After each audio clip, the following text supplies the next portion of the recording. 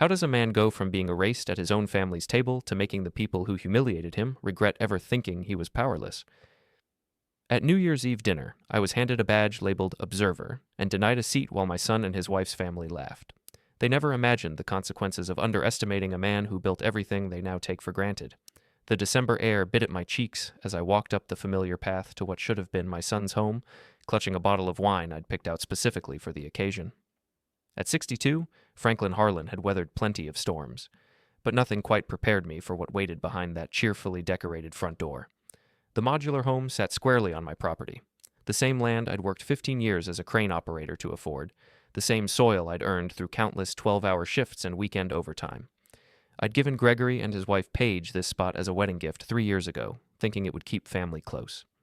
Now, approaching their New Year's Eve dinner, I wondered if proximity had been a mistake.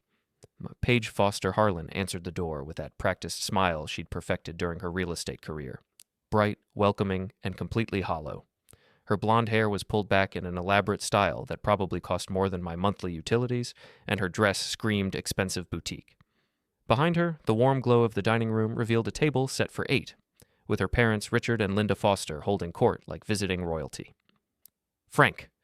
Paige's voice carried that sing-song quality that always made my teeth ache. "You made it. How wonderful." I extended the wine, a decent Cabernet I'd researched specifically to pair with the prime rib she'd mentioned. "Happy New Year, Paige. Thanks for including me." She accepted the bottle with barely a glance at the label. "Oh, how thoughtful. Richard brought something similar, but I'm sure we can find a use for this too." The first sting. Subtle, but there. I followed her into the living room, where the assembled guests turned with varying degrees of enthusiasm. Richard Foster, Paige's father, rose from his position near the fireplace. At 58, he carried himself with the self-satisfied bearing of a man who'd spent decades selling insurance policies to people who trusted his handshake. His wife Linda hovered nearby, her real estate agent's assessment already cataloging my worn dress shirt and discount store slacks. "Franklin."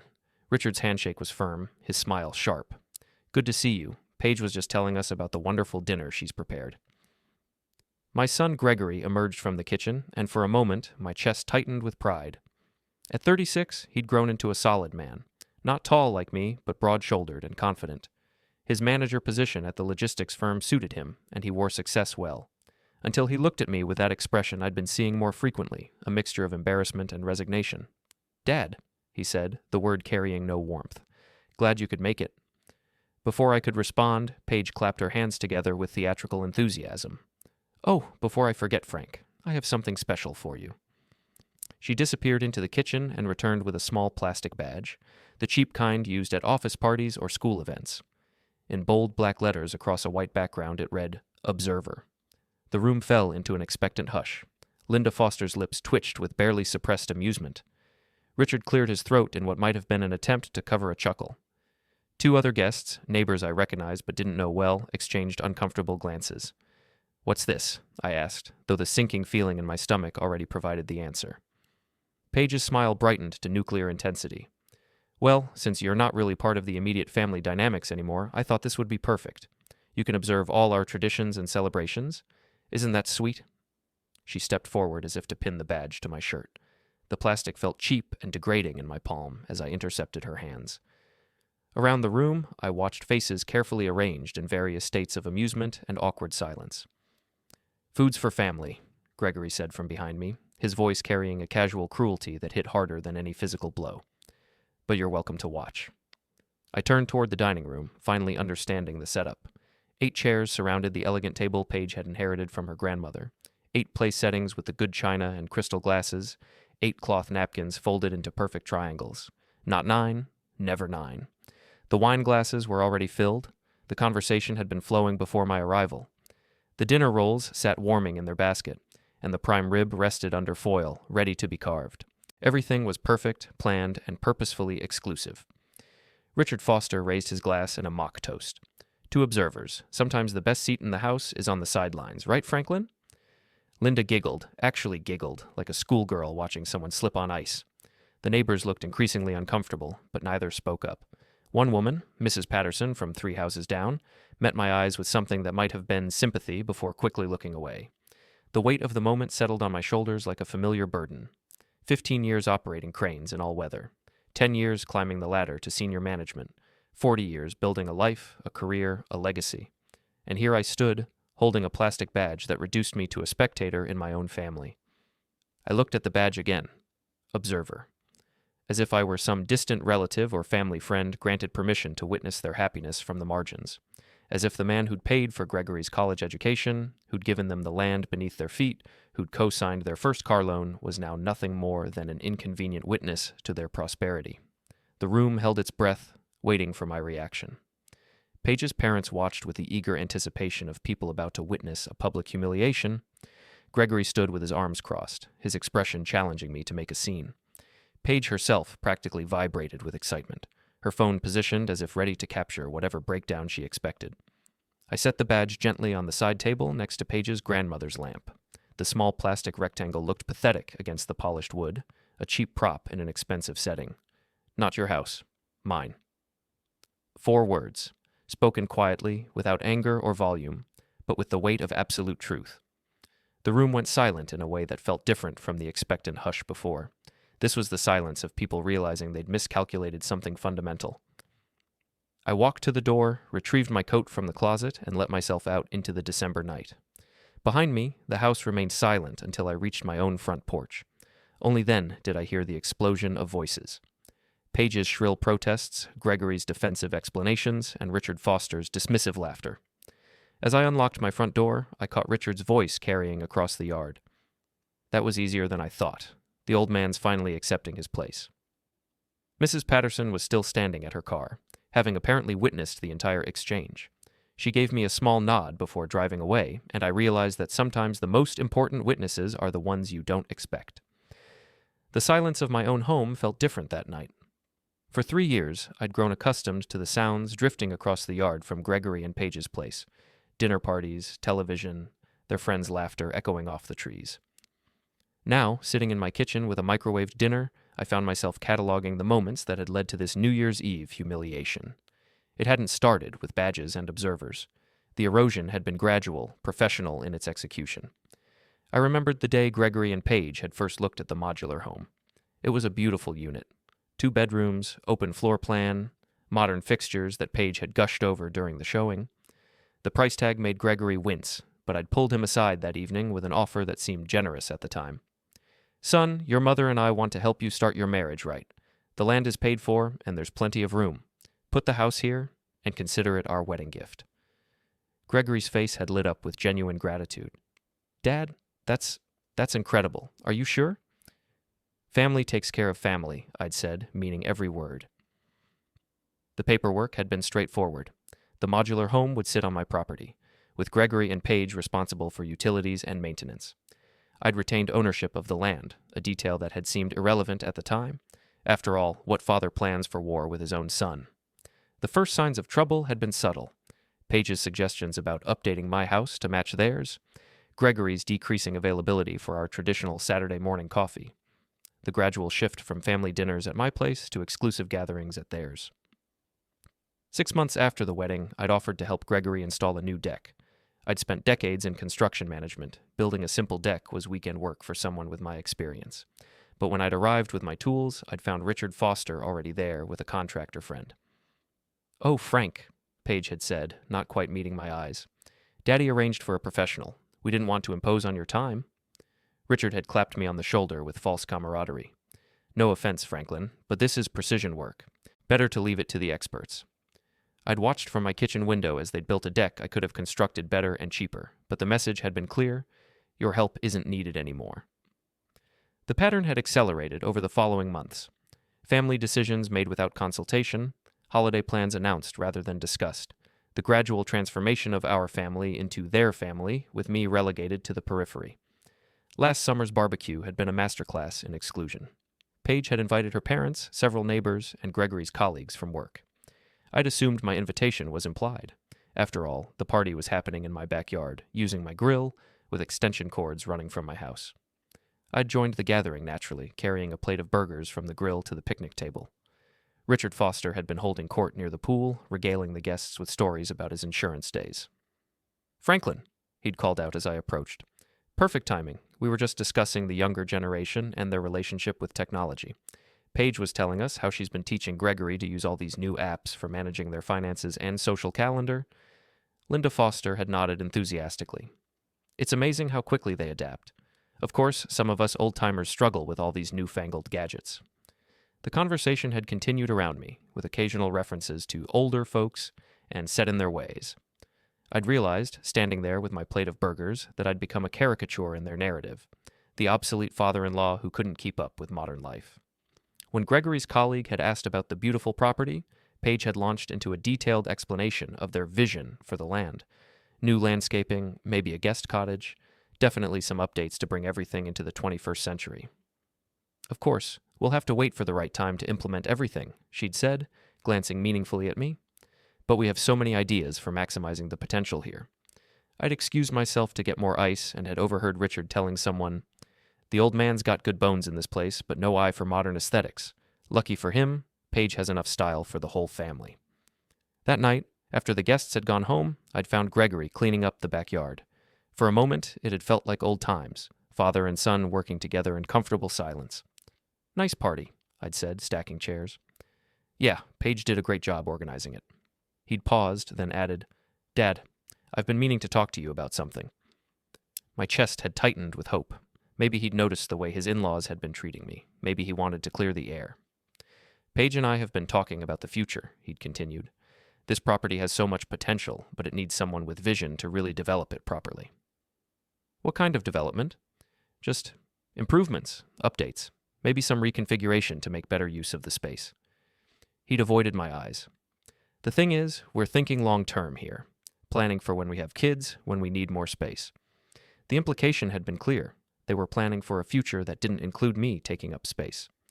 "This is still my home, Gregory." "Of course, Dad. Of course. I'm just saying, maybe we should start thinking about how to make the most efficient use of the property, for everyone's benefit." That conversation had ended awkwardly, with both of us retreating to our respective houses. But it had crystallized something I'd been trying to ignore. I was no longer seen as a patriarch or even a partner in family decisions. I'd become an obstacle to be managed. The final insult had come 2 weeks before New Year's. I'd been checking my mail when I'd found a small envelope with my name written in Paige's careful handwriting. Inside was another observer badge, identical to the one she'd present at dinner, with a note, "Practice makes perfect. Looking forward to your new role in our family dynamic." I'd stood in my driveway, holding that cheap plastic badge, understanding finally that the New Year's Eve dinner would be a public ceremony of my demotion. They weren't just excluding me, they were celebrating my exclusion. That night, I'd called my daughter Ariel in Portland. At 28, she'd inherited my practical nature and her mother's emotional intelligence. She'd listened to my story with growing anger. "Dad, that's completely unacceptable. Gregory should be ashamed of himself." "I don't want to cause family drama, Sam." "You're not causing anything. They are. And honestly, it sounds like they need a reminder about who actually owns that property." Her words had planted a seed that would grow over the following weeks. As I'd sat in my home office that night, I'd pulled out the property deed and the modular home's title. Both documents told the same story. Franklin Harlan owned the land, and Franklin Harlan held the note on the house. The badge had been a symbol of powerlessness, but the papers in my safe told a different story entirely. The week after New Year's brought an unusual cold snap to our corner of Ohio, the kind of bitter weather that made even short walks between houses feel like expeditions. I was sipping coffee in my kitchen, watching ice form on the windows, when Gregory knocked on my back door. He entered without waiting for permission, shaking snow from his coat and avoiding eye contact. At 36, my son had developed the confident bearing of middle management, but this morning he looked uncomfortable, like a man delivering news he'd rather avoid. "Dad, we need to talk." I gestured to the kitchen table where I'd been reading the morning paper. "Coffee?" "No thanks, this won't take long." He remained standing, hands shoved deep in his pockets. "Paige and I have been doing some planning for the year ahead. Financial planning, property planning, that kind of thing." I waited, sensing the rehearsed quality of his words. "The thing is, we're at a point where we need to start making some decisions about the long-term use of this land. We're thinking about starting a family soon, and we'll need more space. Maybe a workshop for me, definitely a bigger garden for Paige." "Sounds reasonable. It's a big property." Gregory's relief was visible. "Exactly. Plenty of room for everyone. But we need to think strategically about how to use the space most efficiently." He pulled out his phone and showed me a rough sketch that Paige had apparently drawn. Their modular home sat in its current position, but the drawing showed several additions: a large garden where my tool shed currently stood, a workshop where I'd always parked my truck, and a guest cottage, positioned exactly where my main house sat. Guest cottage? I asked. Well, something smaller, more manageable, easier to heat and maintain, perfect for someone who's looking to downsize. The euphemism hung in the air between us. Downsize. As if my current life was somehow excessive, as if the home I'd worked decades to afford was an indulgence I could no longer justify. When exactly are you thinking I should downsize? Gregory shifted uncomfortably. There's no rush, Dad. We're just planning ahead. But maybe by summer, that would give us time to design something really nice for you. Compact, efficient, low maintenance. I studied the sketch again. The guest cottage was tucked into the far corner of the property, behind the tree line where the afternoon sun never reached. Small, isolated, and as far from the main living areas as possible, while still technically being on the same land. Who's paying for this guest cottage? Well, that's part of what we need to discuss. Paige's parents have offered to help with the construction costs. They see it as an investment in the family's future. Of course they had. Richard and Linda Foster investing in a future where I was safely contained in a corner of my own property, dependent on their generosity for basic shelter. And my current house? Would become our house, obviously. We'd take over the mortgage payments, handle all the maintenance, that kind of thing. Really, Dad, it would be a weight off your shoulders. I folded the paper carefully, buying time to process the audacity of what I was hearing. My son was proposing that I abandon the home I'd worked 15 years to buy, accept a charity cottage funded by his in-laws, and be grateful for the privilege of remaining on my own land. I'll need to think about it. Gregory's face brightened. Of course. Take all the time you need. Just remember, we're trying to plan for everyone's benefit here. Paige has some really great ideas for updating the main house, and you'd love the cottage. Very cozy. After he left, I sat in the silence of my kitchen, staring at the sketch he'd forgotten on my table. The casual assumption that I would simply comply with their plans was breathtaking. They'd moved from exclusion to erasure to outright displacement, each step presented as a kindness they were doing for me. That afternoon, I drove to Murphy's Cafe downtown, needing distance from the property and perspective on what I'd just heard. The diner had been a fixture since my construction days, the kind of place where working men gathered to solve the world's problems over coffee and pie. I'd been sitting in my usual booth for 20 minutes when Ariel called. Dad, how are you holding up after New Year's? I told her about Gregory's visit, reading directly from Paige's sketch. The silence on the other end stretched long enough that I thought the call had dropped. Sam, you there? I'm here. I'm just... Dad, they want to steal your house. They're calling it a family investment. They're calling it theft with extra steps. Her voice carried the righteous anger I'd been trying not to feel. You worked your entire career for that property. You gave them land for their house as a wedding gift, and now they want you to hand over everything else and thank them for the privilege? I don't want to break up the family, Sam. Dad, they already broke it. You're just the last one to admit it. Her words hit harder than I'd expected. I'd been thinking of this as a family disagreement, a misunderstanding that could be resolved with patience and communication. But Sam was right. This wasn't a negotiation between equals. This was a power grab disguised as family planning. What would you do? I'd remind them who actually owns what, and I'd do it in a way they'd never forget. After the call, I drove out to Kellerman's equipment yard on the outskirts of town. I'd been meaning to visit Darryl Price for months, but work and family obligations had kept me away. Now, walking through the rows of construction equipment, I felt some of the tension in my shoulders ease. Darryl emerged from the office trailer, his weathered face breaking into a genuine smile. At 49, he was built like the machinery he operated, solid, reliable, and more powerful than he looked. I'd hired him 15 years ago as a young crane operator, and we'd worked together through dozens of major projects. Frank, what brings you out here? Don't tell me you're thinking about coming out of retirement. Just wanted to see how the business is treating you? We walked among the cranes, Darryl pointing out new acquisitions and modifications he'd made to older equipment. His pride in the machinery was evident, and I found myself remembering why I'd enjoyed the construction business so much. There was honesty in building things, in moving heavy objects from one place to another, in the simple physics of leverage and weight distribution. You know, Darryl said as we paused next to a particularly impressive mobile crane, I was thinking about you last week. Got a call about moving a modular home, and it reminded me of that job we did in Millfield. Remember? That development where we had to relocate 6 houses because of the drainage issue? I remembered. Modular homes were designed to be moved. That was their primary advantage over traditional construction. With the right equipment and expertise, a house could be picked up, transported, and set down in a new location in a matter of hours. Those moves went pretty smoothly, as I recall. Piece of cake. Modular construction makes it simple. Just disconnect the utilities, secure the structure, and lift. The hardest part is usually getting permits and coordinating with local authorities. We stood in comfortable silence, watching a crew load equipment onto a flatbed truck. The afternoon sun cast long shadows across the yard, and I found myself thinking about shadows and light, about the difference between a house positioned to catch the morning sun and one tucked away in the dark corners of a property. Daryl, hypothetically speaking, how hard would it be to move a modular home a short distance, say, from one part of a property to another? He considered the question seriously. Depends on the size of the house and the terrain. But if you're talking about moving it a few hundred yards on level ground, that's a morning's work with the right crane. And if the property owner wanted to relocate a house to, say, a less desirable part of his land, his choice. As long as the new location meets local building codes and setback requirements, there's no legal issue. Property owners have pretty broad rights when it comes to structures on their own land. I thanked Daryl for the tour and drove home as the sun set behind the trees. The sketch Gregory had left was still on my kitchen table, Paige's vision for my displacement drawn in cheerful colored pencils. But now, looking at it, I saw different possibilities. That evening, I pulled out my property deed and studied the boundaries carefully. My land was larger than most people realized, nearly 3 acres of gently rolling terrain with mature trees along the back edge.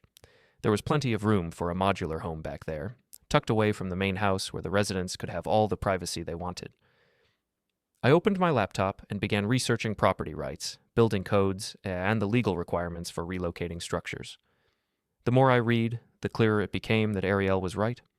I held all the cards in this situation. I just hadn't been playing the game. By midnight, I had a plan forming. It would require careful preparation, absolute legal certainty, and the kind of precision I'd learned during 15 years of managing construction projects. But it was possible. I marked a date on my calendar, April 12th, spring cleaning.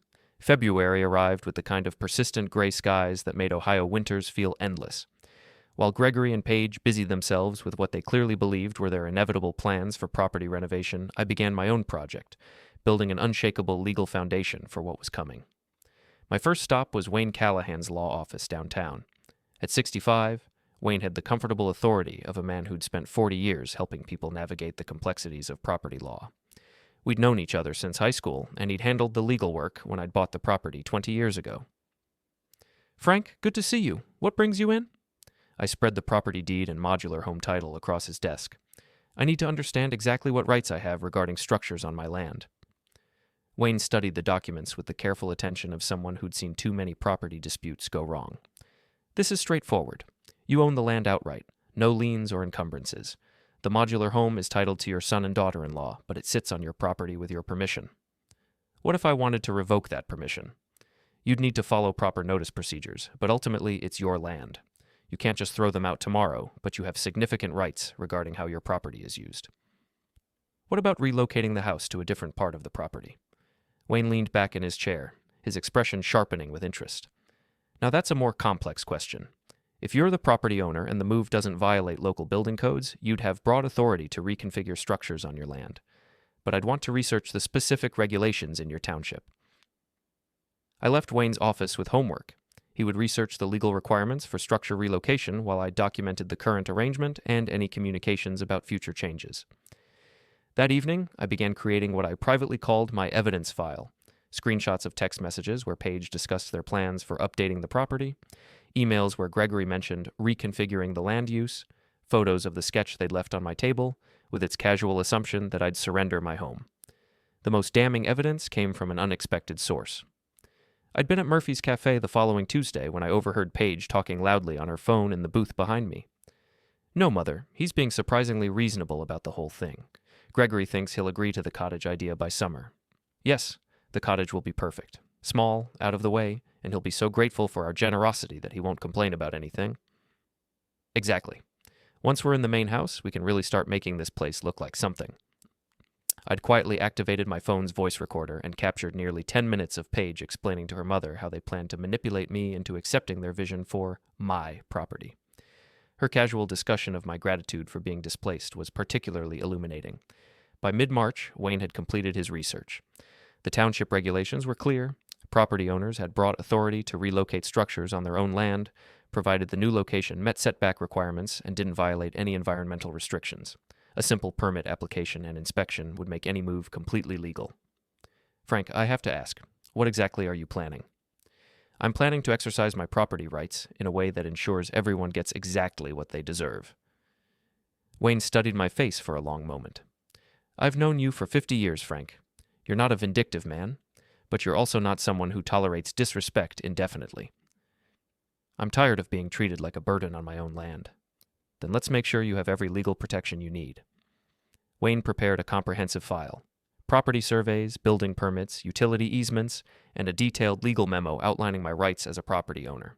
Everything was documented, notarized, and filed with the appropriate authorities. My next visit was to Daryl's equipment yard. I'd called ahead, explaining that I wanted to discuss a potential project. Daryl met me at the gate with the enthusiasm of someone who enjoyed solving complex logistical problems. So, you're serious about moving a modular home? Completely serious. I need to understand the process, the timeline, and what tools are required. We spent 2 hours walking through every aspect of the operation. Daryl explained how the crane would position itself, how the house would be secured for transport, and how the utilities would be disconnected and reconnected. He showed me photos from previous jobs, including the Millfield development, where we'd successfully relocated 6 houses in a single weekend. The beauty of modular construction is that it's designed for this, Daryl explained. The whole structure is built to be lifted and moved. As long as you prep properly and have the right equipment, it's actually pretty routine. What about timing? How long from start to finish? For a short move on level ground, 4 hours, maybe 5 if we run into complications. Disconnect utilities, secure the structure, lift and transport, set it down, reconnect everything. The house would be fully functional by afternoon. I asked about costs, scheduling, and the specific crane requirements for a house the size of Gregory and Paige's unit. Daryl provided detailed estimates and even offered to visit the property to assess the logistics firsthand. Frank, can I ask why you're moving the house? Let's just say I'm helping my family get the privacy they've been asking for. Daryl grinned. Sometimes the best way to give people what they want is to give them exactly what they want. By early April, all the pieces were in place. Wayne had filed the necessary permits and received approval for relocating the modular home to the back corner of my property, an area that met all legal requirements but happened to be the darkest, most isolated spot on the land. Daryl had scheduled his crew and equipment for April 12th, pending my final confirmation. I'd also taken the precaution of installing a security camera system around my property, ostensibly for general security purposes, but actually to document everything that was about to happen. I wanted a complete record of the day's events, both for legal protection and for the personal satisfaction of watching their faces when they realized what was happening. The final piece of preparation was emotional rather than logistical. I called Ariel and explained my plan in detail. Dad, that's brilliant, completely legal, totally justified, and absolutely devastating. You don't think it's too harsh? Too harsh? Dad, they tried to steal your house and make you grateful for the privilege. This isn't harsh. This is justice with a crane attached. On April 11th, I received a group text message that crystallized my resolve. It was from Paige, sent to me, Gregory, and both sets of parents. Looking forward to celebrating the future of the property tomorrow. Can't wait to toast our new beginning. Attached was a photo of Paige and Gregory raising champagne glasses in their living room, with a "Congratulations on your new home" banner visible in the background. They were celebrating their anticipated acquisition of my house, confident that I would meekly accept their cottage proposal and grateful for their generosity. I stared at that photo for a long time, studying their faces. Gregory looked genuinely happy, probably believing he was securing his family's future through smart planning. Paige looked triumphant, like someone who'd successfully executed a complex strategy. Neither of them showed any awareness that they were celebrating the theft of their father's lifetime of work. I forwarded the photo to Daryl with a simple message. Confirmed for tomorrow, 6 a.m. sharp. His response came immediately. Roger that, boss. This is going to be one hell of a spring cleaning. That night, I set my alarm for 5 a.m. and laid out my work clothes, steel-toed boots, canvas pants, and the company jacket I'd worn during my management days. Tomorrow, Franklin Harlan was going back to work. April 12th dawned clear and cold, with the kind of crisp air that made every sound carry across the property. I'd been awake since 4:30, sitting in my kitchen with coffee and the final legal documents Wayne had prepared. Everything was in order, Permits approved, equipment scheduled, utilities company notified, and a comprehensive paper trail documenting every decision. At 5:45, I heard the low rumble of diesel engines approaching. Through my front window, I watched Daryl's convoy turn into my driveway. The massive mobile crane on its own truck, a utility van with his crew, and a flatbed carrying stabilization equipment. The machinery looked imposing in the early morning light, all business and barely contained power. Daryl knocked softly on my front door, mindful of the sleeping house across the yard. He wore his work coveralls and carried a clipboard thick with permits and safety documentation. "Morning, Frank. Ready to give your family some privacy?" "More than ready. How do you want to handle this?" We walked the property together, Daryl pointing out where he'd positioned the crane for optimal leverage and minimal ground damage. He'd done his homework, studying the property layout and calculating precise angles for the lift. The new location, tucked against the tree line in the back corner, was clearly visible from where we stood. "That spot's going to be pretty dark," Daryl observed. "Trees will block most of the afternoon sun." Privacy was their primary concern. This should give them all the privacy they can handle. By 6:15, Daryl's crew was setting up equipment with the quiet efficiency of people who'd done this hundreds of times. The crane's outriggers extended to create a stable platform, and utility workers began the process of safely disconnecting power, water, and sewer lines from Gregory and Paige's house. I was reviewing the final paperwork when lights came on in the modular home. A moment later, Gregory appeared at his front window in pajama pants and a t-shirt, staring at the crane with obvious confusion. I watched him grab his phone and make what was probably a frantic call to Paige, who was visible in the bedroom window looking equally bewildered. They both emerged from their house within minutes, Gregory pulling on a jacket while Paige wrapped herself in a bathrobe. Their expressions progressed from confusion to alarm to outright panic as they took in the scale of the operation surrounding their home. Gregory approached me first, his voice tight with barely controlled anxiety. "Dad, what the hell is going on? Why is there a crane in our yard?" I handed him a folder containing copies of all the permits, property surveys, and legal documentation. "I'm helping you get the privacy you've been asking for." Paige joined us, her hair still messy from sleep and her face flushed with indignation. "Frank, this is insane. You can't just move our house without discussing it with us first." "Actually, I can. It's my property, and I've followed all proper legal procedures. Wayne Callahan handled the paperwork, and everything's been approved by the township." Gregory was flipping through the documents, his face growing paler with each page. "But we never agreed to this. We never said we wanted to move. You've spent months telling me how you need more space, more privacy, better use of the property. The back corner will give you all of that." Paige's voice rose to a near shriek. "The back corner? Frank, that's the worst part of the property. It's dark and isolated and completely unsuitable for... For what? For the kind of life you've been planning?" I kept my voice level, professional. "I thought privacy was your main concern." By now, neighbors had begun to gather. Mrs. Patterson was standing in her driveway with a cup of coffee, watching the proceedings with undisguised fascination. The Hendersons from across the street had come out to their front porch, and I could see curtains moving in windows up and down the block. Richard and Linda Foster arrived in a flurry of expensive car doors and outraged voices. Richard stormed across the yard like a man accustomed to solving problems through sheer force of personality. "Franklin, this is completely unacceptable. You can't just move their house without proper consultation and agreement from all parties involved." I handed him his own copy of the legal documentation. "All parties who matter have been consulted. The property owner, that's me, made a decision about structures on his own land. Everything's completely legal." Linda Foster was comforting Paige, who had begun crying with what appeared to be genuine distress. "This is cruel, Frank. Absolutely cruel. They're your family." "Family," I repeated, tasting the word.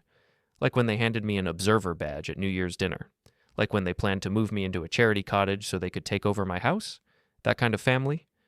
Gregory's face flushed red. "Dad, we were trying to plan for everyone's benefit. We never meant..." "You meant exactly what you said. Food's for family, remember? Well, property's for property owners." Daryl appeared at my shoulder, clipboard in hand and completely professional. "Mr. Harlan, we're ready to begin the lift. The utilities are disconnected and the house is properly secured. Do we have your authorization to proceed?" I looked around the assembled group, Gregory and Paige in their pajamas, the Fosters in their expensive coats, neighbors gathering with phones and cameras, Daryl's crew waiting for the signal to begin. This was the moment when everything would become irreversible. "Proceed." The crane's engine deepened to a working rumble as Daryl's crew attached the lifting cables to predetermined points on the modular home's frame. The process was methodical, professional, and absolutely unstoppable. Within minutes, the house began to rise from its foundation, lifting slowly and steadily into the morning air. Paige's crying had escalated to near hysteria. "Frank, please. Please don't do this. We can work something out. We can discuss this like adults. We could have discussed it like adults 6 months ago, before you decided I was an obstacle to be managed instead of a father to be respected." Gregory made one final attempt at negotiation. "Dad, if this is about the cottage idea, we can forget all that. We can go back to the way things were." I turned to face my son directly. "Gregory, the way things were was me being treated like a burden on my own property. The way things were was your wife planning my displacement while pretending to care about my welfare.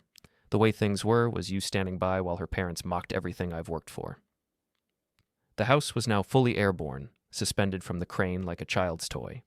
Daryl operated the controls with the precision of someone who'd done this thousands of times, rotating the structure and beginning its slow journey toward the back corner of the property. The crowd of neighbors had grown larger, with people emerging from houses throughout the block to witness the spectacle. Phones were recording from multiple angles, and I realized this story would be told and retold throughout the community for years to come.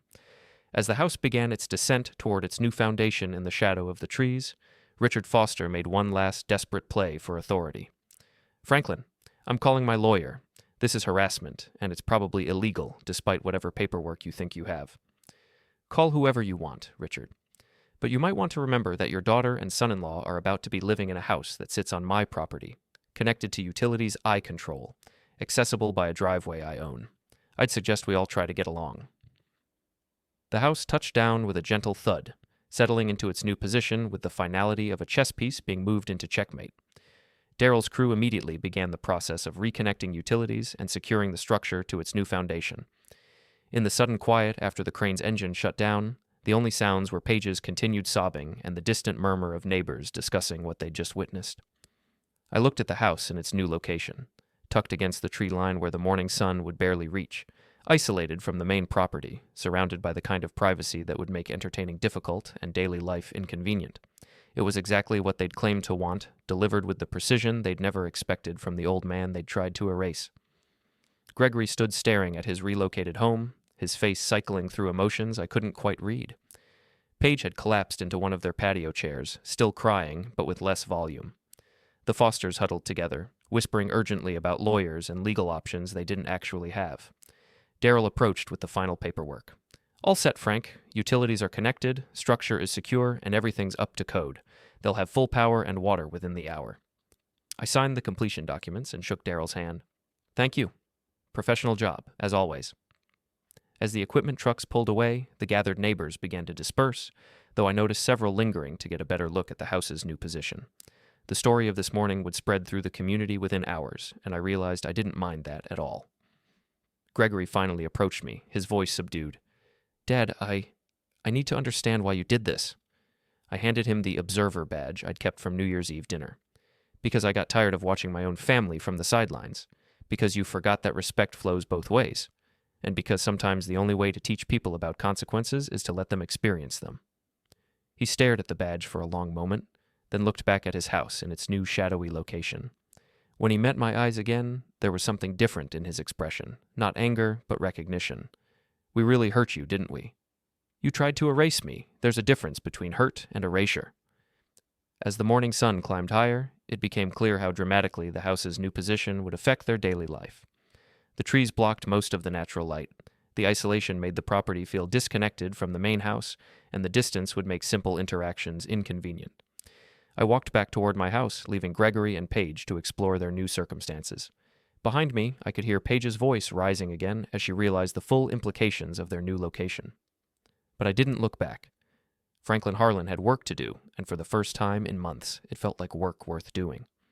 The morning sun cast long shadows across my property as I stood on my front porch, watching Gregory and Paige discover exactly what privacy meant in their new location. The modular home sat in the far corner of my 3 acres, tucked against the tree line where the mature oaks and maples created a natural barrier that blocked most of the daylight even at midday. Daryl's crew had finished their work with professional precision. The house was level, the utilities were connected, and everything met township building codes exactly as required. From a legal standpoint, the relocation was flawless. From a practical standpoint, it was devastatingly effective. Gregory emerged from the house first, still wearing the same pajama pants and jacket he'd thrown on hours earlier. He stood in what used to be their sunny front yard, now a shadowy patch of ground that would receive direct sunlight for perhaps 2 hours each day. His expression was that of a man trying to process a reality that didn't match his expectations. Paige appeared in the doorway behind him, no longer crying, but wearing the hollow look of someone whose carefully constructed plans had been obliterated. She stepped onto their porch, the same porch that had once overlooked the main house and street, now facing nothing but trees and darkness. "Gregory," she said, her voice carrying across the distance, "we can't live like this." He turned toward the main house where I stood watching, and for a moment our eyes met across the yard. In that look, I saw the first glimmer of understanding, not just of what had happened, but why it had happened. Richard Foster was on his phone, pacing in tight circles near his car and gesturing angrily at whoever was unfortunate enough to be receiving his call. Linda stood beside their daughter, both women staring at the relocated house as if willing it to move back to its original position through sheer force of disapproval. The neighbors who had gathered to witness the morning's events were beginning to disperse, but several lingered to get a better view of the house's new location. Mrs. Patterson approached my front porch with the careful steps of someone who wanted to say something but wasn't sure how to begin. "Frank," she said quietly, "I hope you don't mind me saying, but that was the most impressive thing I've seen in 40 years of living on this street." "Just exercising my property rights, Mrs. Patterson." "Oh, I know exactly what you were doing." Her smile was sharp with approval. "And after what I witnessed at that New Year's dinner, I'd say they got exactly what they deserved." As she walked back to her house, I realized that the story of this morning would become neighborhood legend. The man who moved his son's house with a crane because they forgot who owned the land. It wasn't the legacy I'd planned, but it wasn't one I minded either. Gregory was walking toward me now, his stride purposeful but not aggressive. Behind him, Paige remained on their porch, her arms wrapped around herself as she stared into the shadows that would define their new daily reality. "Dad," Gregory said as he approached, "we need to talk." "I'm listening." He looked back at his house, then at me, then at the ground between us. "I understand why you're angry. I understand that I treated you badly. But this?" He gestured toward the relocated house. "This feels like punishment." "This is consequences, Gregory. There's a difference. But we're family." The word hung between us like a challenge. Family. The concept they'd redefined to exclude me whenever it was convenient, then invoke to protect themselves when they needed shelter. "Family," I repeated. "Like when your wife handed me a badge that said observer and told me I wasn't really part of the immediate family dynamics. Like when you told me food was for family while I stood in a room with no chair. Like when you planned to move me into a cottage so you could take over my house." Gregory's face flushed red. You meant exactly what you said and did. You just never imagined there would be consequences." Richard Foster had finished his phone call and was approaching with the aggressive stride of a man accustomed to intimidating people into compliance. His face was red with anger and exertion, and his expensive coat was rumpled from the morning's activities. "Franklin, I just spoke with my attorney, and he assures me this entire stunt is legally questionable at best. We're prepared to file an injunction to have that house moved back to its original position." I pulled out the folder Wayne had prepared and handed Richard a copy of the legal documentation. "Your attorney is welcome to review the permits, property surveys, and township approvals. Everything was done according to law, with proper notice and full compliance with local building codes." Richard flipped through the papers, his confidence visibly deflating as he realized the thoroughness of the legal preparation. "But surely there are regulations about reasonable use of property, about maintaining family harmony." "There are regulations about property owners' rights to configure structures on their own land. I followed all of them." Linda Foster had joined her husband, her real estate agent's eye already assessing the commercial implications of the house's new location. "Frank, this position makes the property essentially worthless. No one would want to buy a house in this location." "Then I guess they'd better plan to stay put." The implications of that statement settled over the group like a cold fog. Gregory and Paige now owned a house that sat on my land, in a location I'd chosen, connected to utilities I controlled. Their mobility was entirely dependent on my goodwill, the same goodwill they'd spent months systematically destroying. Paige finally approached, her earlier hysteria replaced by a calculating calm that reminded me why I'd never trusted her completely. "Frank, what will it take to fix this? What do you want from us?" It was the wrong question, asked in the wrong tone, by the wrong person. She was still thinking in terms of negotiation and leverage, still believing this was a problem that could be solved by finding the right combination of words or concessions. I want you to understand something, Paige. This isn't a negotiation. This isn't a problem that needs fixing. This is the natural result of treating someone like they don't matter until you need something from them. But we're willing to apologize. We're willing to make changes. You're willing to say whatever you think will get your house moved back to the sunny part of the yard. That's not the same thing as understanding what you did wrong. Gregory stepped forward, his voice taking on the reasonable tone he probably used in business meetings. Dad, what would it take for you to consider relocating the house back to its original position? I looked at my son, really looked at him, and saw a man who still didn't understand that this wasn't about real estate transactions or family negotiations. This was about respect, dignity, and the consequences of forgetting that other people have feelings and options. Gregory, 6 months ago, if you had come to me and said, Dad, Paige and I are thinking about the future, and we'd love to discuss how we might all use this property in a way that works for everyone. We could have had a conversation. We could have planned together, made decisions together, found solutions that respected everyone involved. We can still do that. No, we can't. Because 6 months ago you saw me as your father and a partner in family decisions. Now you see me as an obstacle to be managed or a problem to be solved. That's not a perspective that changes because you don't like the consequences. The truth of that statement was visible in Gregory's face. Even now, even after everything that had happened, he was thinking about how to manipulate me into giving him what he wanted rather than genuinely reconsidering how he'd been treating me. Richard Foster made one final attempt at asserting authority. Franklin, this is going to destroy your relationship with your son. Is your pride really worth that? I turned to face him directly, this man who had spent months mocking my age, my relevance, and my place in my own family.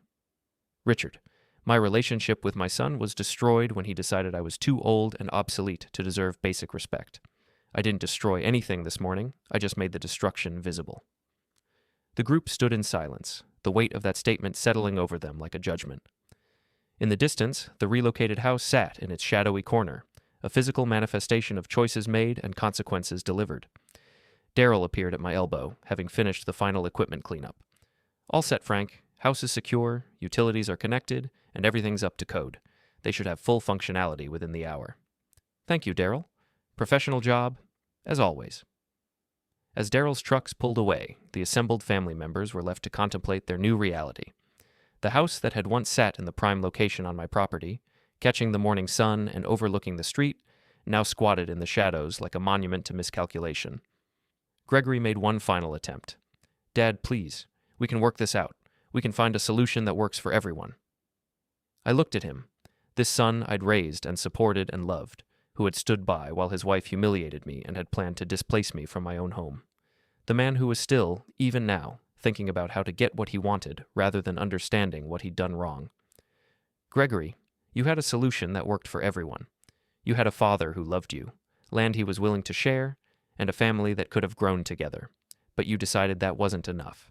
You decided you needed everything, and I needed to be grateful for the scraps. I turned toward my house, then paused and looked back at the group one final time. The house sits where it sits.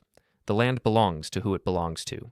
And every morning, when you wake up in the shadows, you can remember that respect isn't something you can take back once you've thrown it away. As I climbed the steps to my front porch, I heard Paige's voice rise again in protest, Gregory's attempts at reason, and Richard Foster's continued threats of legal action. But their words seemed to come from a great distance, like voices calling across a chasm that couldn't be bridged. I paused at my front door and looked back one final time at the house in its new position. The morning sun was climbing higher, but the shadows from the trees ensured that Gregory and Paige's new home remained dark and isolated. From my porch, I could see Mrs. Patterson in her yard, giving me a subtle thumbs up. Down the street, other neighbors were still watching, phones still recording, witnesses to the morning when Franklin Harlan reminded everyone that property rights come with property ownership. I opened my front door and stepped inside, leaving my son and his family to explore the privacy they'd claimed to want so desperately. The silence of my house felt different now, not empty, but peaceful, not lonely, but dignified. For the first time in months, I was home. As I closed the door behind me, I heard Gregory call out across the yard, his voice carrying a note of desperation I'd never heard before. Dad, wait, please. But I didn't wait. I didn't look back. I walked to my kitchen, poured myself a fresh cup of coffee, and sat down at the table where this had all begun with a sketch of their plans for my displacement. Through the window, I could see the modular house in its new position, already looking smaller and more isolated in the shadows of the trees. By afternoon, when the sun moved further west, that corner of the property would be darker still. Gregory and Paige would wake up every morning in those shadows, and every morning they would remember the moment they learned that respect isn't optional, dignity isn't negotiable, and consequently